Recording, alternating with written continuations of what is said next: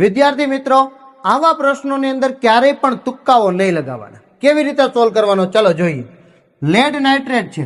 આ લેડ નાઇટ્રેટને ગરમ કરવામાં આવે છે એટલે આપણે પહેલા લખી દઈએ લેડ નાઇટ્રેટ. લેડ નાઇટ્રેટ એટલે PbNO3 ટ્વાઇસ. ઓકે, આ એનું અણુસૂત્ર થાય.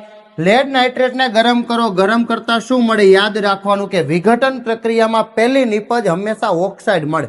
ઓક્સાઇડ મળે એટલે કોને અનુરૂપ મળે? તો કે ધન આયનને અનુરૂપ મળે એટલે PbO. આ આપણી પહેલી નિપજ થઈ ગઈ. ઓકે, અન્ય નિપજો કઈ મળે? તો કે લેડ તો આવી ગયું.